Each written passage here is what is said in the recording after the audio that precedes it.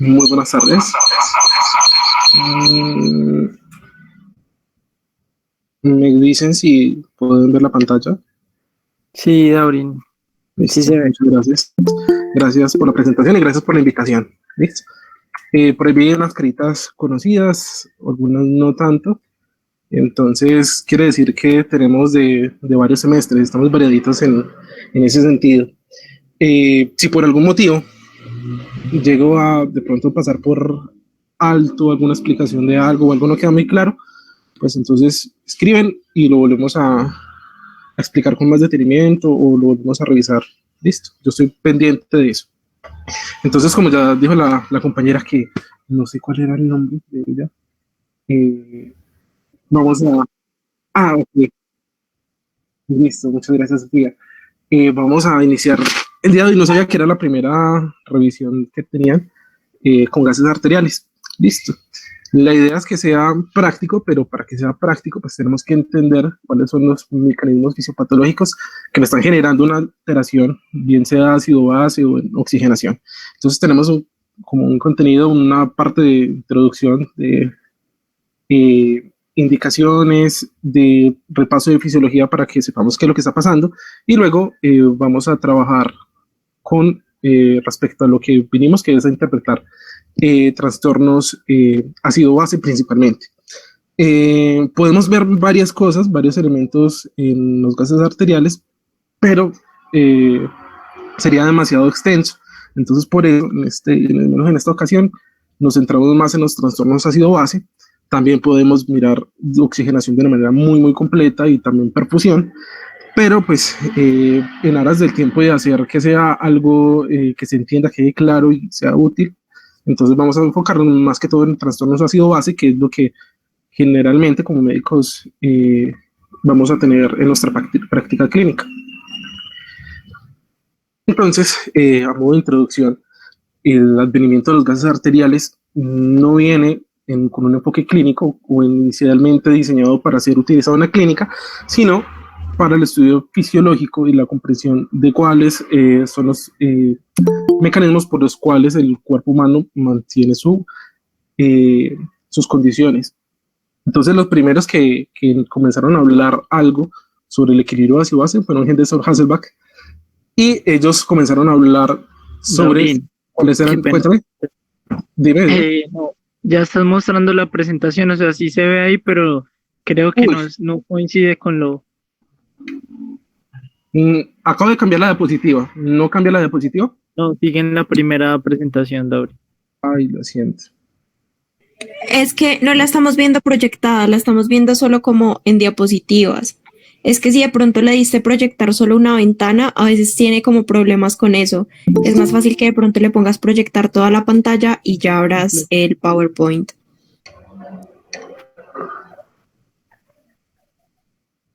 Ahora Ok, sí. ahí ya. Perfecto. Gracias, Daurin. Listo. El contenido era muy largo, Alejandro, mejor no mirar. qué pena, Lauren, te interrumpo un momento.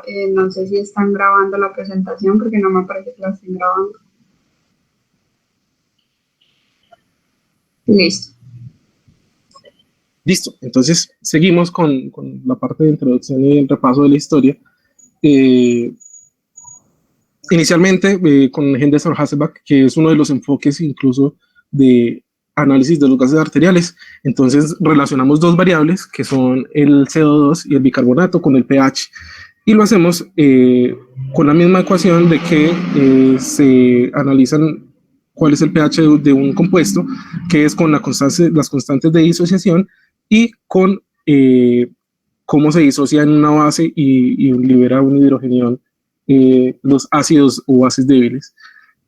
Con el tiempo esto fue modificándose y fue avanzando con la capacidad de medir el pH, con un electrodo de pH, un electrodo de presión de CO2, y hasta ahora lo que tenemos con las máquinas actuales, que no solamente miden gases arteriales, sino que nos miden muchos otros más elementos, como son electrolitos, nos miden otros elementos como por ejemplo glucosa, nos mide lactato, nos mide hematocrito, nos mide hemoglobina, nos miden los diferentes tipos de hemoglobina, oximoglobina, carboximoglobina, y nos arrojan muchos más datos clínicos, no para clínicos, que nos ayudan a hacer una comprensión mayor de todos los procesos que se están dando.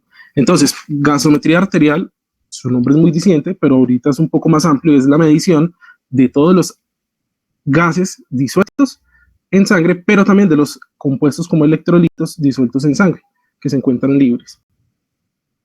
Indicaciones de los gases arteriales son muchas y decir cada una es muy difícil, pero generalmente va a ser en pacientes que tienen un estado crítico o que vemos que van a ir para un estado crítico. Cuando sospechamos trastornos ácido-base o trastornos de la oxigenación en un paciente que está taquipnéico, en un paciente que tiene una saturación de oxígeno baja, entonces en ese caso está indicado tomar unos gases arteriales para ver qué es lo que está sucediendo específicamente. Las contraindicaciones son más bien relativas, generalmente se pueden evitar cambiando el sitio de obtención de la muestra, por ejemplo, con respecto a la prueba de Allen o que tengamos una infección en la piel sobre el sitio de punción, pues solamente hay que cambiar el sitio de punción o la arteria que vamos a elegir para obtener la muestra. Entonces, la mayoría de contraindicaciones son relativas, tenemos complicaciones y las complicaciones son de tipo tromboembólico y son graves. Entonces, por eso, cuando hablamos de técnica de punción, generalmente va a ser la arteria radial la que va a ser seleccionada y en este caso deberíamos, no siempre se hace, pero deberíamos hacer una prueba de Allen para valorar que la circulación colateral esté permeable. Por si tenemos un evento tromboembólico, luego de hacer la punción en arteria, pues tengamos una arteria cubital que me permita hacer la irrigación distal de lo que debería irrigar la arteria radial. Entonces, lo primero es identificar qué sitio de punción vamos a utilizar o qué arteria vamos a utilizar para obtener una muestra de sangre arterial. Generalmente va a ser la radial, que la ubicación anatómica pues, es muy conocida, pero podemos ubicar, para recordarlo, lateral a el tendón del flexor del carpo, el flexor radial del carpo. La técnica va a ser entonces, en la punción se va a realizar ubicando la aguja, es una aguja un poco más pequeña, una aguja heparinizada, a más o menos 45 grados, de una angulación de 45 grados en contra de donde vaya el flujo arterial, y entonces se toma la muestra y se tiene que hacer hemostasia. Como es una muestra arterial y las arterias tienen una presión alta, hay que hacer una presión por más tiempo para hacer hemostasia sin comprometer claramente el flujo. Tiene que ser firme y un tiempo considerable sin comprometer el flujo distal. Esta muestra tiene que ser llevada de manera rápida al analizador de gases para que no vayamos a perderla. Ahora, ¿qué vamos a encontrar de natilita de gases arteriales? ¿Qué elementos, qué parámetros vamos a encontrar? Entonces, lo primero y lo básico van a ser los gases. Vamos a tener la presión de oxígeno, que lo normal va a ser de 60 a 100, por debajo va a ser una hipoxemia y por encima va a ser hiperoxemia. La presión de CO2, que va a ser lo normal, de 35 a 45, bien pudiendo ser, si está aumentada hipercapnia, disminuido hipocapnia. Nos da datos del transporte con la saturación, en lo que les había dicho, nos puede dar, no en todos los casos, no todos los equipos, pero nos puede informar qué tipos de hemoglobina estamos presentando, la saturación de oxígeno. Para Armenia es por encima del 92%. Nos va a informar entonces claramente el pH, que es de lo que más nos importa al momento de analizar los gases arteriales. El pH normal de la sangre va a ser de 7.35, 7.45, y no confundir términos. Cuando tenemos una alteración en el pH, un cambio en el pH, disminución es acidemia, no acidosis, acidemia, y aumento del pH va a ser alcalemia. También el bicarbonato, y en esos casos ya si decimos acidosis o alcalosis, ahorita explicamos por qué se va a mencionar así. Los valores normales de bicarbonato van a ser de 22 a 26. Hay un cálculo que se da con el bicarbonato, que es el base exceso. El base exceso o base de déficit también lo podemos encontrar, es la cantidad de base que tenemos que poner o quitar para mantener un pH en 7.4. Eso en condiciones de una presión de CO2 estándar, que es de 40. ¿Qué me quiere decir? Que en la base exceso tiene un cero arbitrario, en el cual me va a decir si me está sobrando bases o me está faltando bases para tener un pH neutro. Entonces, el valor normal del base exceso va a ser de -2 a +2. Y también me va a informar sobre el estado metabólico. Por encima de +2, vamos a decir que está en alcalosis metabólica porque me sobran bases, y por debajo de -2, vamos a decir que nos faltan bases y por eso tenemos una acidosis metabólica. También nos informa del lactato. El lactato me habla de la perfusión y la oxigenación a nivel tisular. El valor normal es por debajo de 2.000 equivalente a 2 milimoles litro.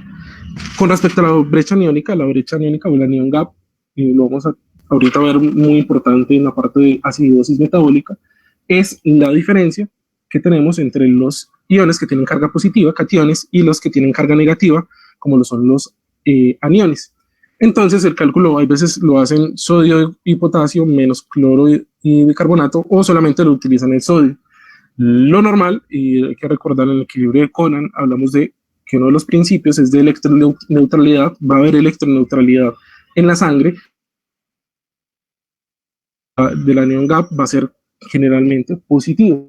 Y esto es porque hay aniones que no son medibles a través de los gases arteriales, que no me los va a arrojar la tirilla, como por ejemplo la albúmina, y van a sumar a la carga. Entonces, el anion gap, lo normal es que esté por debajo de 12. Así, con respecto vamos a tener que lo podemos abordar mirando la ecuación de disociación del ácido carbónico del gas carbónico, que es el que tenemos en el centro, H2CO3. Y el ácido carbónico, desde la Hasselbalch, entonces vamos a decir que el pH de la sangre va a estar determinado por dos componentes muy importantes. Un componente metabólico, que está dado por la concentración de bicarbonato y las concentraciones de hidrogenares, y el componente respiratorio, que va a estar dado por la concentración o la presión de CO2. Entonces vamos a tener que es bidireccional. La disociación puede ser tanto a bicarbonato o a dióxido de carbono y agua, y se puede formar a su vez mediado por la anhidrasa carbónica, de agua y CO2 a ácido carbónico, y de bicarbonato de hidrógeno a ácido carbónico. ¿Qué nos quiere decir esto? Sobre el pH van a actuar tanto el CO2 como los niveles de bicarbonato, y por eso es lo que vamos a ver en la tirilla de gases arteriales y lo que vamos a valorar. Componente, ¿por qué lo mencionamos como componente metabólico del bicarbonato? Porque sus niveles están determinados, entre varias cosas, muy importante por la función renal, y el componente respiratorio porque los niveles de CO2 van a estar determinados por la frecuencia ventilatoria y por la parte ventilatoria. Entonces, equilibrio ácido-base son todos los procesos fisiológicos encargados a mantener un pH entre 7.35 y 7.45. ¿Por qué necesitamos este pH? En este pH es en el que las enzimas y en general el cuerpo está optimizado para todos sus procesos metabólicos. Los procesos enzimáticos se dan en este pH, la excitabilidad de la membrana, la producción de energía. Si tenemos cambios en el pH, cambios muy importantes, entonces vamos a tener incluso un bloqueo de estos procesos enzimáticos, y eso nos compromete la vida. Esa positiva la reconocemos. Bueno, menos muchos pues de los que hemos pasado ya por cardio, y es muy importante porque nos ayuda a recordar cómo es el control, y cómo el control del equilibrio de ácido-base se da en 3 momentos distintos y por 3 elementos que son distintos, pero que trabajan unidos. Hay que reconocer que tenemos producción de ácidos constantemente por el metabolismo celular, por el procesamiento de carbohidratos, por el procesamiento de proteínas, y esos ácidos no pueden quedar libres porque nos va a afectar el pH. Entonces tienen que ser neutralizados. Entonces el primer elemento que va a ir a neutralizar los ácidos que son producidos, bien sean endógenos o ácidos que ingresen exógenamente, pues van a ser los buffer intracelulares y extracelulares.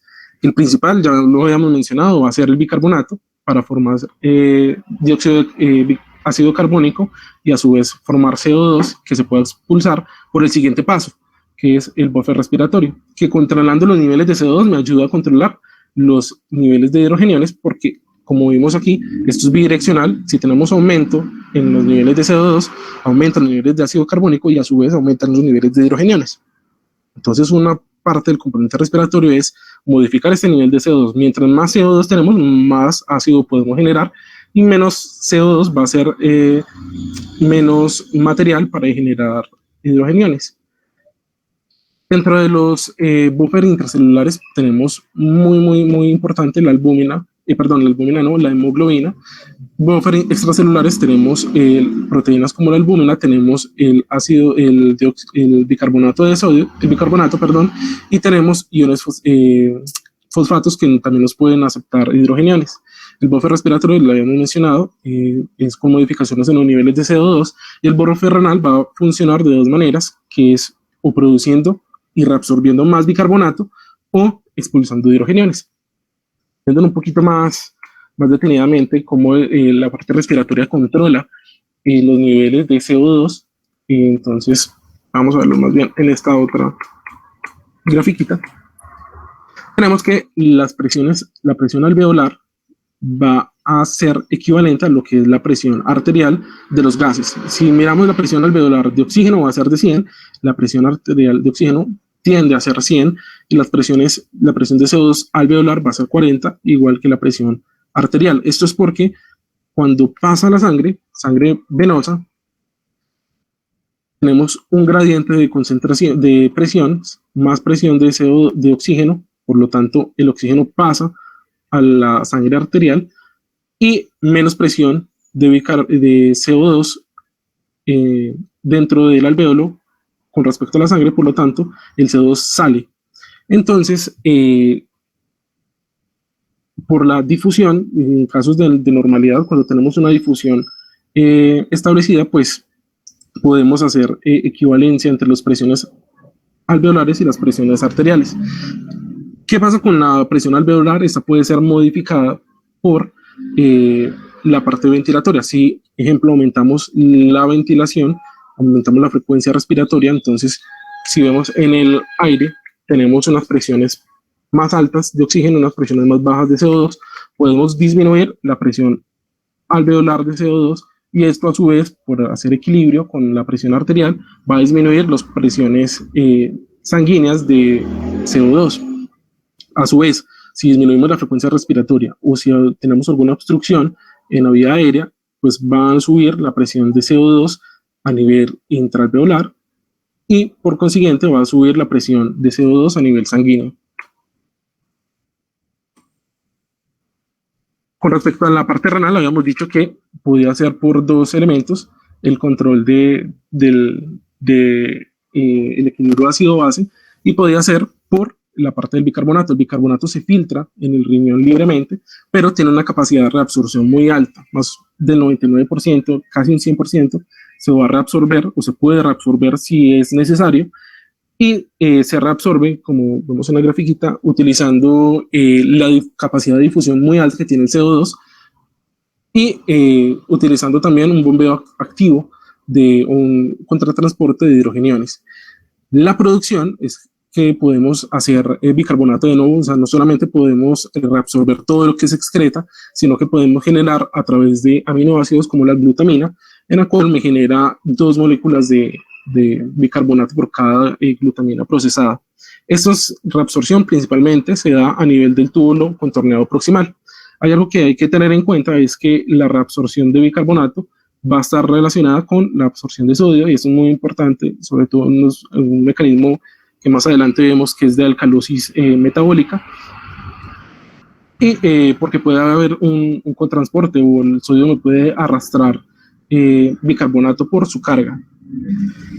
Con respecto a los hidrogeniones, ellos no se filtran libremente como lo va a hacer el bicarbonato, sino que tienen que tener un bombeo activo, un gasto de ATP para expulsar hidrogeniones, o tenemos que tener un sistema de contratransporte utilizando un gradiente más que genere energía, como es el del sodio, para hacer un bombeo del hidrogenión. ¿Qué pasa con los hidrogeniones? Los hidrogeniones, si no son capturados a nivel luminal, vuelven a ingresar. Entonces es muy importante tener unos sistemas que me acepten el hidrogenión a nivel luminal y me permitan hacer excreción urinaria del hidrogenión. Tenemos dos tipos de sistemas. Uno es el amoníaco, que al recibir el hidrogenión se transforma en amonio se une muy fuertemente, no lo libera y eso permite que perdamos el hidrógeno por vía urinaria. Otros sistemas, el sistema de fosfato puede no ser tan fuerte, la unión del hidrogenión permite que salga, que se pueda expulsar, pero este es, incluso también se le llama la acidez titulable, como no es tan fuerte, permite un cierto grado de liberación de ese ion de ese hidrogenión. Entonces, ese es el que utilizamos para medir el pH urinario, el hidrógeno que está unido al fosfato.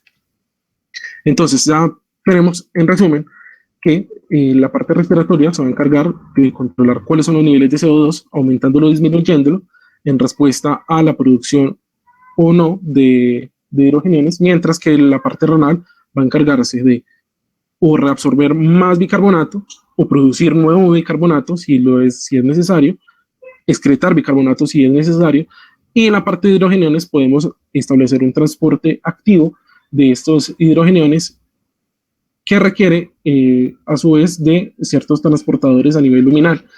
Esto es importante tener en cuenta estos transportadores porque, por ejemplo, con el amoníaco, sabemos que el amoníaco está relacionado con el metabolismo de la urea, es un nitrogenado, y cuando tenemos una falla renal, cuando tenemos disminución del aclarado renal, entonces podemos tener que no se liberan estos moléculas de amoníaco a nivel intraluminal y no se puede excretar hidrogeniones normalmente.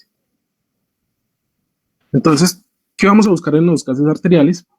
Había dicho que habían varias cosas por mirar. La que vamos a encargarnos aquí va a ser del equilibrio ácido-base.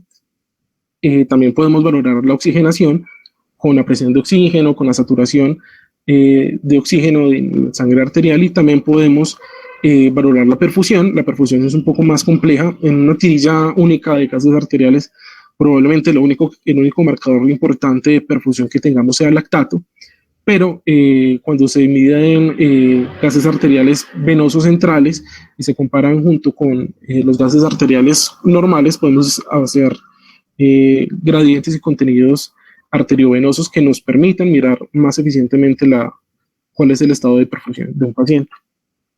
Entonces, los enfoques tenemos como una ambivalencia con respecto a la interpretación de gases arteriales, y es que los modelos más precisos van a requerir cálculos largos que son tediosos y que en la cabecera del paciente no van a ser tan aplicables, puesto que, como habíamos dicho, la mayoría de casos en que tomamos los gases arteriales son pacientes que son críticos, que requieren intervenciones de manera rápida o inmediata, y si nos ponemos a rayar media hora y a echar cabeza a unos valores, pues de pronto no va a ser tan práctico. El otro lado de la situación va a ser entonces enfoques que son mucho más prácticos, mucho más rápidos, pero que a su vez van a comprometer un poco la exactitud y la precisión con respecto a la interpretación. Entonces, el enfoque más preciso va a ser hasta el momento probablemente el modelo físico-químico, el modelo de Stewart, en la cual relaciona iones fuertes, ácidos débiles y la presión de CO2. Entonces aquí vemos que utiliza la concentración de hidrogeniones de entrada, o al menos no en nuestras máquinas de gases arteriales locales. No tenemos medición de magnesio, no tenemos medición de albúmina, entonces pues no es muy aplicable para nosotros en estos momentos, o al menos no para ser analizado de una manera inmediata. Cuando habla de la diferencia de iones aparente, de la diferencia de iones efectiva, y esto termina siendo como una especie de anion gap, pero en cuanto a iones. Es muy similar en la interpretación cuando tenemos una diferencia es muy similar a la interpretación del anion gap. Cuando tenemos una diferencia de iones aparente aumentada, nos habla de acidosis, y cuando no nos habla o negativa, nos habla de alcalosis. Pero, pues, es un modelo en el cual no vamos a abordar por lo que habíamos dicho. No tenemos en nuestra tirilla de gases arteriales varios de los valores que requiere, y es un proceso bastante dispendioso que de pronto no va a ser posible en el momento, pues, de tomar decisiones. Los otros modelos van a ser el modelo fisiológico, como es el modelo de Henderson-Hasselbalch, que es el que vimos con con la parte de la disociación del ácido carbónico, que es el que relaciona bicarbonato, la presión de CO2 y el pH. Y otro modelo añadido es el de Siegert-Andersen, en el cual unimos la base exceso en el análisis de los gases arteriales. Entonces, teniendo estos dos elementos, nos permite hacer de pronto un análisis que también es preciso, pero además es mucho más rápido de realizar que el modelo físico-químico. Entonces, ¿qué método vamos a usar? En este caso, vamos a proponer un método que ya está validado y está establecido por la Asociación de Cuidados Intensivos en México, y nos establecen 3 pasos y 3 fórmulas. 3 pasos, yo le añadí un paso 0, y es hacer una historia clínica muy completa, porque casi siempre cuando vemos una tira de gases arteriales, lo que debemos hacer es confirmar cuáles son nuestras sospechas diagnósticas y no solamente hacer que los tiras de gases arteriales me den el diagnóstico por sí mismo, porque una acidosis, diagnosticar una acidosis o una alcalosis metabólica no nos dice nada, sino que la utilidad es en ayudarnos a comprender cuáles son los eventos fisiopatológicos que están ocurriendo y yo hacer una intervención en ellos. Entonces, lo primero es mirar si tenemos un trastorno que me está modificando el pH. Entonces, paso 1 es mirar el pH y ver si se encuentra en eufemia, que es en el estado de normalidad, o si tenemos un aumento, es decir, alcalemia o disminución en acidemia. Con respecto al CO2, al paso 2, es identificar si tenemos un trastorno primario. Ahorita vemos más definitivamente cómo hacerlo. Y en el paso 3 es evaluar la compensación y establecer entonces si tenemos un trastorno agregado, es decir, si tenemos la coexistencia de 2 o más trastornos ácido-base en un mismo paciente. Las 3 fórmulas, entonces las fórmulas van a ser para compensación, para determinar el paso 3, que es la compensación, van a ser de acuerdo a lo que encontremos como trastorno primario, si tenemos una acidosis metabólica, si tenemos una alcalosis metabólica, y vamos a utilizar, por eso les decía que vamos a utilizar también parte del modelo de Siegert-Andersen, porque vamos a utilizar la base esperada. La base exceso esperada es útil en estos casos porque me permite obviar si tenemos un trastorno, cuando son trastornos respiratorios, me permite obviar si es agudo o crónico, y si no solamente hacer un solo cálculo con una sola fórmula.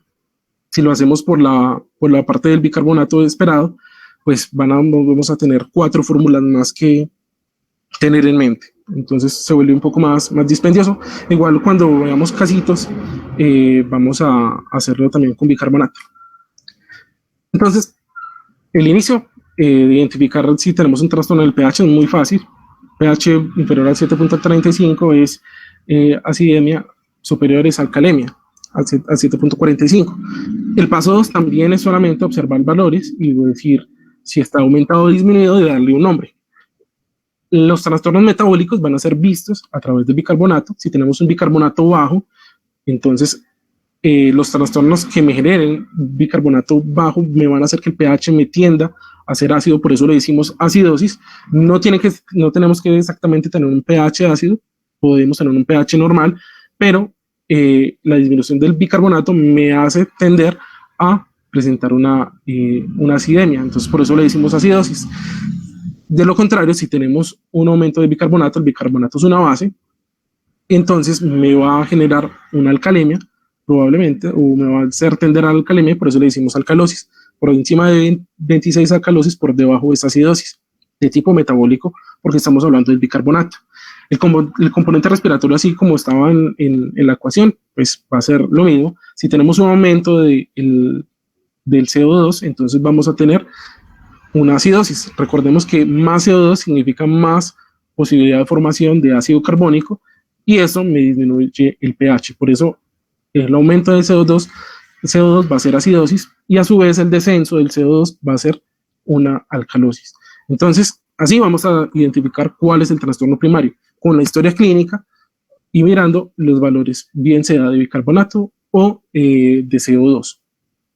Lo siguiente que tenemos que hacer, pues antes de seguir hablando de los casos específicos, va a ser evaluar la compensación para poder establecerse. Si yo tengo un trastorno primario, yo tengo que tener en cuenta que tenemos mecanismos fisiológicos que me van a contrarrestar aquel evento patológico que está pasando. Es decir, por ejemplo, si tenemos una disminución del bicarbonato, una acidosis metabólica, entonces lo que debe hacer el cuerpo va a ser disminuir la presión de CO2 para que no vayamos a tener aún más producción de ácidos. Entonces, es un evento que es fisiológico, que disminuye la presión de CO2, pero entonces, ¿qué requiere? Para que yo lo valore en la tirita de gases arteriales, requiere que yo tenga unos nuevos valores de referencia. Entonces, las compensaciones es específicamente generar unos nuevos valores de referencia con los niveles de bicarbonato o CO2 actuales. Ahorita lo miramos más detenidamente. Entonces, lo primero que vamos a hablar, es de la acidosis metabólica. Ya dijimos bicarbonato por debajo de 22, y la acidosis metabólica me dice que está pasando una de dos cosas: o estamos teniendo un aumento de los ácidos circulantes o estamos teniendo un descenso en los niveles de bicarbonato. Entonces, para nosotros poder determinar si está pasando una cosa u otra, pues tenemos la historia clínica, como ya hemos dicho, pero también tenemos la herramienta que es una herramienta que es el anion gap. Cuando tenemos un anion gap elevado, es decir, estamos teniendo un aumento de elementos de carga positiva, un aumento de ácidos, que es lo que me está generando el consumo del bicarbonato y la disminución del bicarbonato. Y cuando tenemos un anion gap disminuido, entonces vamos a tener que estamos perdiendo el bicarbonato por algún motivo. Ahorita vamos a mirar cuáles pueden ser. Como dijimos que tenemos que mantener la electroneutralidad cuando baja el bicarbonato, que es de carga negativa, pues para mantener esa electroneutralidad, entonces tenemos que elevar el cloro, y por eso las acidosis metabólicas de anion gap normal van a ser también llamadas acidosis hiperclorémicas, y las de anion gap elevado van a ser también llamadas acidosis metabólicas normoclorémicas, pero es por la compensación que bien puede suceder cuando se pierde bicarbonato, la compensación del cloro, o si no se pierde bicarbonato, sino que se están aumentando los hidrogeniones por un aumento de ácidos endógenos o exógenos. Entonces,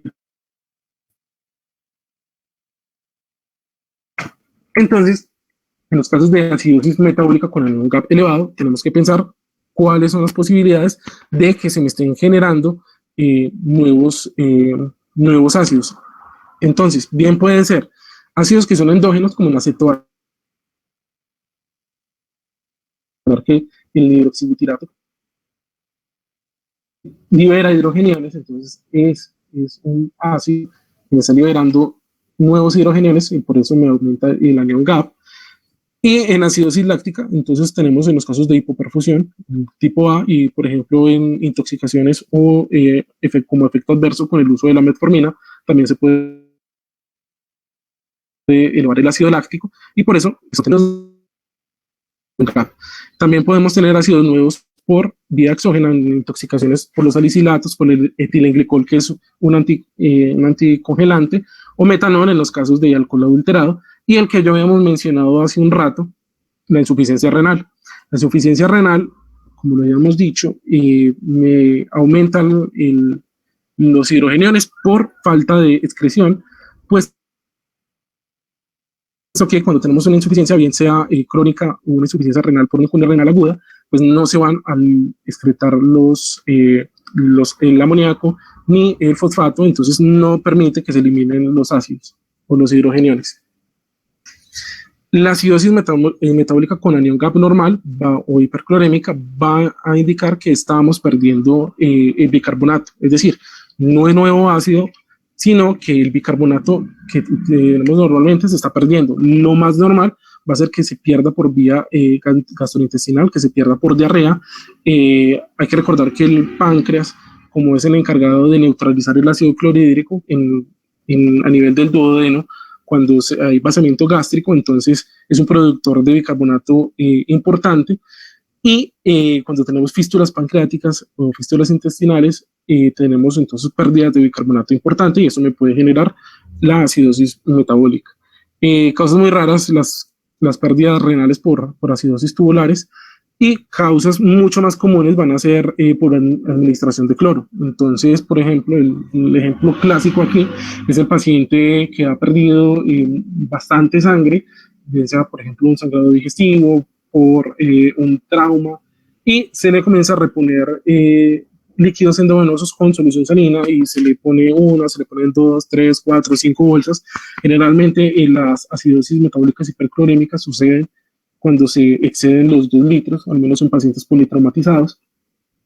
Entonces, este aumento de cloro por esta administración exógena, pues también es una causa de una acidosis metabólica. La alcalosis metabólica, entonces, es exactamente lo contrario. Tenemos bicarbonato aumentado, y eso quiere decir una de dos. O tenemos pérdidas de hidrogeniones, o tenemos un aumento del bicarbonato. Ese aumento del bicarbonato pues, puede dar por varios elementos. Bien puede ser porque le están administrando exógenamente bicarbonato, porque no estamos realizando las pérdidas urinarias de bicarbonato, de hidrogeniones, la excreción urinaria de hidrogeniones, o casos mucho más raros cuando están asociados a través del metabolismo de la aldosterona o de alteraciones, en aldosterona. Entonces, así como dividimos las acidosis metabólicas de acuerdo a la Young Gap, para poder simplificarlo y yo estar un poco más orientado a nivel diagnóstico, pues yo también puedo dividir las alcalosis metabólicas de acuerdo al estado de volemia. Y el estado de volemia, eso es algo que es clínico, yo lo puedo ver de acuerdo a la respuesta autonómica del paciente, de acuerdo al estado de las mucosas, de acuerdo al estado de perfusión. Podemos decir que son salinosensibles aquellos pacientes que tienen una volemia baja, que están deshidratados, y son salinoresistentes aquellos que tienen un estado de normovolemia. Entonces, las alcalosis metabólicas salinosensibles van a estar, se puede, objetivizar por medición de cloro urinario, pero pues eso dilataría mucho más el asunto, es mejor hacerlo por clínica. Entonces, las salinosensibles son causadas por pérdida de ácido renal, en los casos, por ejemplo, que hay un exceso del uso de diuréticos, como principalmente diuréticos de asa. Recordar que los diuréticos de asa promueven la pérdida de potasio y promueven la pérdida de hidrogeniones, principalmente los de asa, no tanto los tiazídicos. Y si el paciente tiene una sobredosificación de los diuréticos de asa, pues entonces vamos a tener la deshidratación del paciente. Por eso tenemos una acidosis salinosensible. Con el uso de los diuréticos vamos a ver que podemos tener tanto salinosensible como salinoresistente, de acuerdo a qué tan deshidratado esté el paciente, qué tan sobredosificado esté del diurético. Podemos tener algo un poco más común, que son las pérdidas de ácido por causas gastrointestinales. Con el vómito es de pronto el más común, y el drenaje con sonda nasogástrica, porque estamos perdiendo en este caso ácido clorhídrico al vomitar. Entonces, es una pérdida de ácido constante. Otra posibilidad es que estamos teniendo un aporte exógeno del bicarbonato, como puede suceder, por ejemplo, en los casos de hipercalemia, que está indicado el uso de bicarbonato, o en los casos de acidosis metabólica por una cetoacidosis diabética, que también puede estar indicado el bicarbonato, o en casos de nefroprotección, en los que también se puede administrar bicarbonato. En caso de que se nos vaya la mano, pues podemos tener una alcalosis metabólica por este motivo. También puede suceder con otros álcalis, como por ejemplo el gluconato, que también es bastante susceptible a realizar alcalosis metabólica. Los salinoresistentes son afortunadamente mucho más raros y están asociados a una de dos, ya habíamos dicho. Podemos ser normotensos y estar con una alcalosis salinoresistente, una alcalosis metabólica, puesto que perdemos hidrogeniones, pero no está con tanto diurético como para tener un estado de deshidratación. Pero el más de pronto importante en este caso van a ser las alteraciones en la aldosterona. Cuando veíamos cómo se reabsorbía el bicarbonato, les mencioné que pusieron mucho cuidado con respecto al sodio, porque el sodio te puede arrastrar el bicarbonato. La función de la aldosterona es reabsorber sodio, y al reabsorber sodio, pues por electroneutralidad va a hacer que también se reabsorba bicarbonato. y nos va a aumentar el bicarbonato sanguíneo. Bien puede ser entonces que podemos tener una hiperaldosteronismo primario, o podemos tener, por ejemplo, el aldosterona es un mineralocorticoide, podemos tener un glucocorticoide. Los glucocorticoides también tienen efecto mineralocorticoide. Entonces, en los casos que tenemos cortisol muy, muy elevado, como en el síndrome de Cushing, también podemos tener que el cortisol, por su gran disponibilidad, genere un efecto significativo mineralocorticoide, es decir, imita la aldosterona y aumente la reabsorción de sodio y a su vez de bicarbonato. También, entonces, en lo que me genera un aumento, una hiperactividad del sistema renina, angiotensina, aldosterona, pues me aumenta los niveles de aldosterona y por lo tanto, entonces me puede generar reabsorción de sodio y reabsorción de bicarbonato. Con respecto a los trastornos respiratorios, también son muy sencillos de interpretar. Ya habíamos dicho que el trastorno primario pues, va a ser determinado por los niveles de CO2 más de 45, vamos a tener una acidosis respiratoria, y menos de 35 vamos a tener una alcalosis respiratoria. Lo que hay que tener en cuenta con estos trastornos respiratorios es que los cambios que van a ser de compensación o que vamos a tener de compensación están dados en dos tiempos, dos momentos distintos. ¿Por qué en dos momentos? Porque la respuesta renal tarda más o menos entre 24 y 48 horas en tener una respuesta adecuada. No significa que de entrada no haya respuesta, sino que la respuesta tarda en tener su máximo efecto y por lo tanto, entonces, si miramos las ecuaciones de bicarbonato que están aquí abajito, que serían las compensaciones renales con respecto a las alteraciones respiratorias, se van a dar en un momento agudo, que es antes de 2 días o después de 2 días, en un momento crónico. Antes de 2 días vamos a ver que el multiplicador va a ser de una magnitud pequeña, 0.1, pero al pasar 2 días vamos a tener que el multiplicador va a tener una magnitud más grande. Eso nos indica que la respuesta compensatoria a nivel renal es completa después de 2 días en adelante. Una manera de obviarse tener que dividir o identificar cuándo es agudo o crónico y utilizar muchas fórmulas es utilizar la fórmula del base exceso. El base exceso esperado para saber cómo son los cambios o las compensaciones renales de la alteración respiratoria. Entonces, cuando tenemos un trastorno de menor de 24 horas, no tenemos que hacer correcciones en el base exceso y solamente lo miramos cómo está con sus niveles o valores de referencia usuales, es decir, de -2 a +2. Pero cuando tenemos un trastorno respiratorio cuya clínica lleva más de 24 horas, entonces tenemos que hacer corrección utilizando el delta o la diferencia de bicarbonato. En este caso, por ejemplo, la alcalosis que va a estar aumentada, entonces digamos 50 menos 40 son 10 por 0.4, entonces va a ser una base exceso de +4. Esa sería la esperada, digamos, en un caso de una alcalosis respiratoria, y en caso de acidosis, pues va a ser igual. Es la misma fórmula para ambos, puesto que la base exceso tiene un 0 arbitrario y pues va a ser diferente en este caso del bicarbonato porque tiene una magnitud, el 0 no es arbitrario, es un 0 real y es una magnitud estable. Esta formulita pues considero yo que no hay que aprendérsela, yo la tengo por ahí anotada cuando la requiero y más fácil es como utilizarlas y usarlas que solamente mirarla y aprenderla. Respecto a las etiologías, entonces si tenemos un aumento del CO2, es decir, tenemos una disminución de la ventilación, bien puede ser por causas centrales, por una enfermedad pulmonar como el EPOC, el asma en sus eventos de exacerbaciones o trastornos que son de la pared torácica, que no permitan la expansión pulmonar y por lo tanto que el CO2 se acumule, enfermedades neurovasculares o relajantes musculares o en contexto de paro. Es decir, cualquier patología que me genere una hipoventilación por cualquier tipo, porque tiene una frecuencia respiratoria muy baja, porque está con limitación para la expansibilidad torácica, porque tiene una fractura de una costilla, porque tiene un síndrome de Guillain-Barré que está produciendo disminución o parálisis de los músculos respiratorios, pues entonces me va a generar una acidosis respiratoria por aumento del CO2.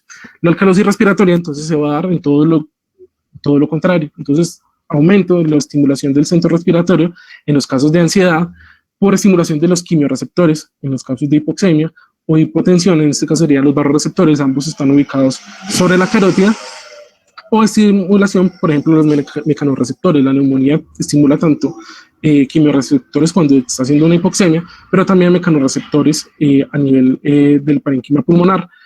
También puede suceder la estimulación de mecanorreceptores, que es bastante típico en el edema pulmonar y en el tromboembolismo pulmonar. Otras patologías también pueden generar estimulación de mecanorreceptores y, por lo tanto, una alcalosis respiratoria por aumento de la frecuencia respiratoria. Las fórmulas de compensación, que era de los que habíamos mencionado, y pues aprendérselas todas de una vez es muy difícil. Es más fácil pues identificar cuál es el trastorno y luego buscar cuál es la fórmula que se adapta. Cuando les decía que tenemos enfoques que son muchísimo más rápidos, pero que carecen de precisión, entonces pues, realmente me refería a este. Este es un enfoque que está publicado en la revista colombiana de anestesiología y le denominaron el mejor enfoque clínico.